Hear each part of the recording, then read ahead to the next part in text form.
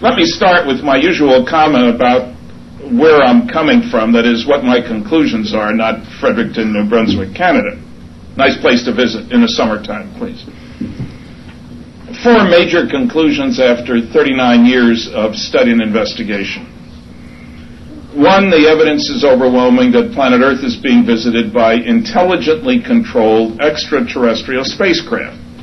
In other words, some, underline 23 times, some UFOs are alien spacecraft. Most are not. I don't care about them. 2nd, the subject of flying saucers in my normal lecture is flying saucers are real, not UFOs are real. All flying saucers are UFOs. Very few UFOs are flying saucers. I hope you understand that. All great-great-grandfathers are men. Very few men are great-great-grandfathers. I'm interested in flying saucers. I am not interested in UFOs. The second conclusion is that the subject of flying saucers represents a kind of cosmic Watergate, meaning that some few people within governments of probably a number of countries have known that our planet is being visited by alien spacecraft since 1947, when at least 2 crashed flying saucers were recovered in New Mexico. I say at least because one can make a case for several. A small group of people have known since then that some UFOs are alien spacecraft. You got to ask the right questions if you want answers. The question isn't, what are UFOs? Or are all UFOs alien spacecraft? Do all people work for the government know anything about this? Those are the wrong questions. The third conclusion is that none of the arguments made against the first 2 by a small group of very noisy negativists, as I call them, people like my University of Chicago classmate for 3 years, Carl Sagan, none of their objections stand up under careful scrutiny. The objections sound great. They collapse once one looks at the data, which is, of course, the key feature about what they don't do. And finally, 4th, we're dealing with the biggest story of the millennium. Visits to planet Earth by alien spacecraft, successful cover-up of the best data, the bodies and wreckage, for 50 years. So I am not an apologist ufologist. I tell it like it is. I'm not a closet ufologist. Somebody wants to talk, I talk. Somebody wants to debate, I debate. Fortunately, we've been winning the good ones. There wasn't a vote taken when Phil Klass and I last clashed about a month ago for an hour on the radio. Anybody here hear that program? Oh, too bad.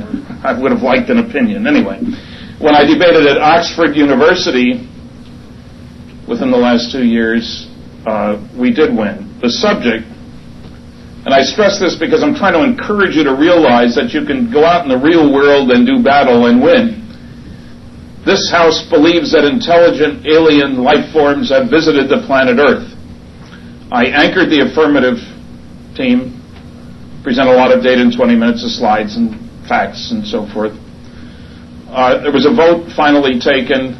Only members can vote. This is the same place that O.J. Simpson was. I was there first and we won, fortunately. I don't think you'd say he did. When the vote was taken, only of members, 60% agreed with the proposition. Maybe what they were really agreeing to was that we had done a better job. I'm not sure. But this despite the fact that in 2 weeks in England I did 40 interviews and none of the reporters knew anything about the subject. And there were several audiences in which nobody had read any of the 5 major studies, which I'll blow by real quickly here later. So it's not as if Oxford was pre-prepared to be ready to say flying saucers are real. They weren't. But there are facts and data that can be used to make the case. I think those of us who are in ufology have a requirement to learn about those signs from the government, believe it or not. When somebody asks you, there are little-known tidbits of information which I'll try to deal with. And can we turn the projector on? I'll have some fun. I threw in 5 slides at the beginning. This is one I like. How many of you know what this is? It's called jumbo, believe it or not. And it's a huge steel cylinder, 24 feet long, 12 feet in diameter, over 200 tons. Now, why do I show you this dumb thing? Well, because it was moved in secret from Ohio to the Trinity site where the first nuclear weapon was exploded. It was originally intended by some bright guy that they would explode the weapon inside this cylinder, so if it didn't work, they wouldn't lose a few $1 billion worth of plutonium. Cooler heads prevailed. They hung it up not too far away. It survived the blast, incidentally. But people who say you can't keep secrets, and how could you keep a crash saucer secret? If you can keep a monster like that secret, moving it overland with several trucks hauling, an incredible thing, from Ohio to New Mexico during the war in secret. Secrets can be kept. Now, this is Colonel, at that time, William Blanchard. I'm the original investigator, the civilian investigator of the Roswell incident. I was not there in 1947. I was 13 that year. My bar mitzvah was about the time of the crash. Something important happened to me, too.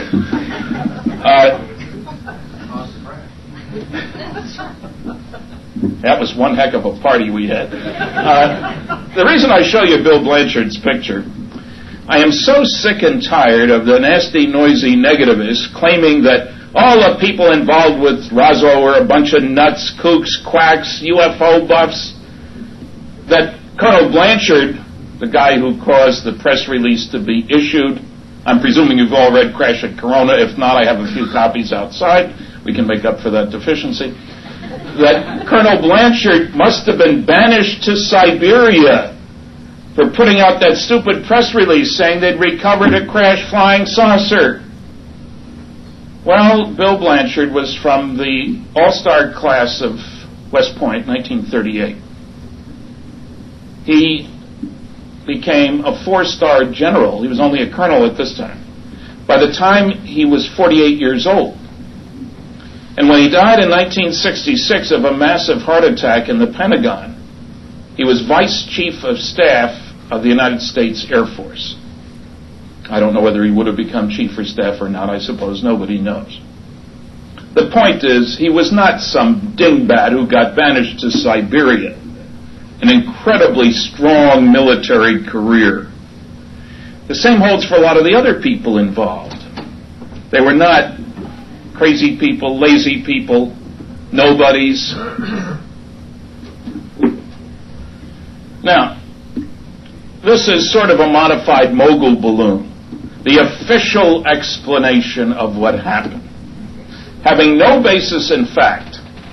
Yes, there were mogul balloons launched in New Mexico. Yes, a flying saucer crashed and was recovered, 2 of them to be precise, at least 2.